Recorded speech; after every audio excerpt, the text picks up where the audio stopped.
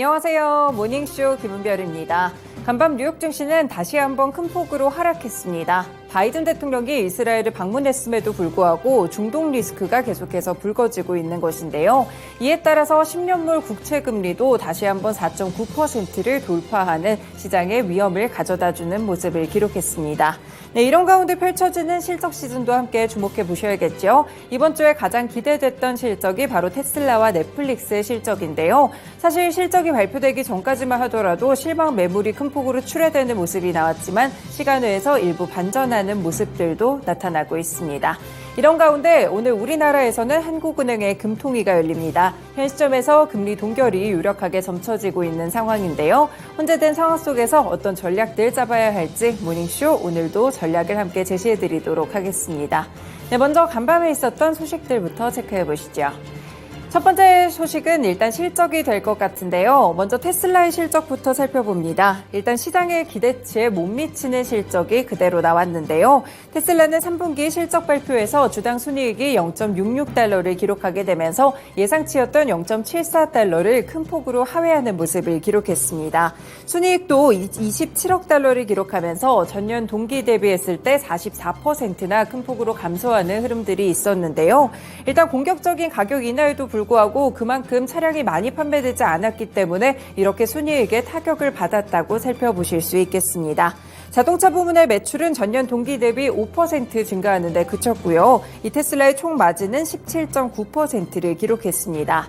테슬라는 가동 중단이 좀 이미 계획이 됐었고 이 부분 때문에 이번에 생산 차질에 대한 여파가 있었다라고 설명을 했는데요. 3분기에 43만 5,059대 차량을 인도했는데 분기별로는 1년 만에 처음으로 감소한 수치가 나왔습니다.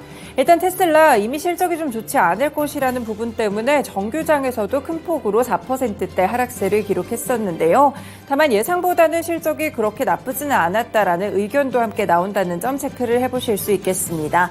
이 시간의 시장에서 1% 정도 상승하다가 지금은 다시 한번 하락으로 전환되고 있다는 점 함께 살펴보실 수 있겠습니다. 네, 테슬라뿐 아니라 넷플릭스도 오늘 이 장마감 이후에 실적이 발표가 됐는데요. 그런데 넷플릭스는 굉장한 호실적을 기록했습니다. 3분기의 순이익도 껑충 뛰어오르는 모습이었는데요. 신규 가입자 수가 큰 폭으로 늘었다는 점에 주목을 해보셔야겠습니다. 넷플릭스의 기준 3분기 가입자는 일단 876만 명이 증가하게 되면서 월가의 예상치였던 549만 명을 굉장히 큰 폭으로 웃도는 모습이었는데요.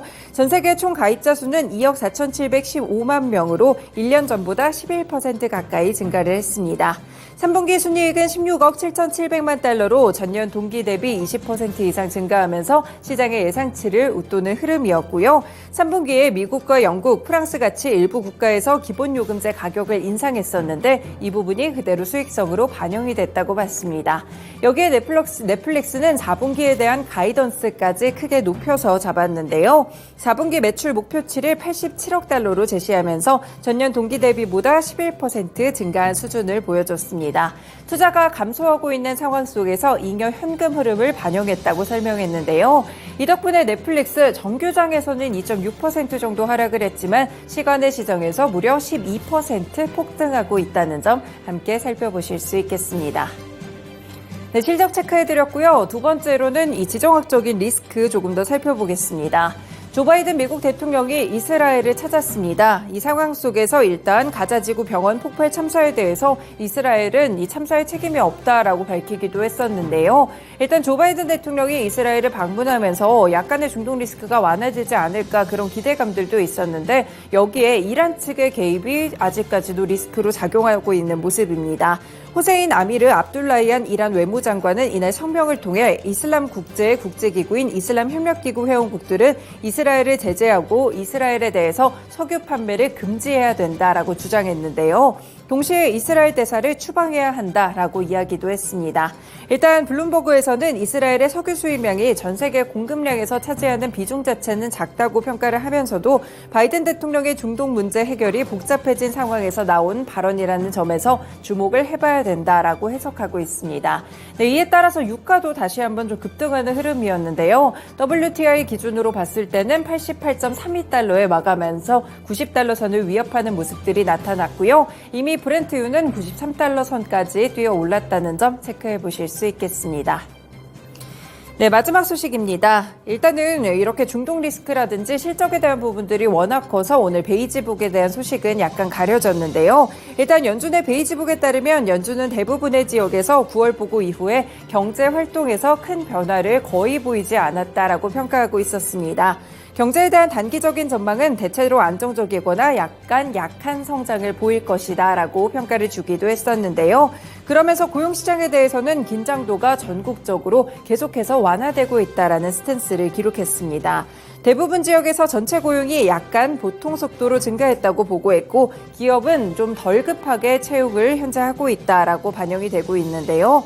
임금 상승률은 완만하거나 보통 속도로 유지됐다라고 설명했습니다. 그리고 물가의 경우에도 완만한 속도를 기록하면서 계속해서 상승하고 있다는 점 함께 언급이 됐습니다. 네, 이렇게 오늘도 세 가지 소식들 먼저 이렇게 살펴드렸습니다. 모닝쇼 본격적으로 출발합니다.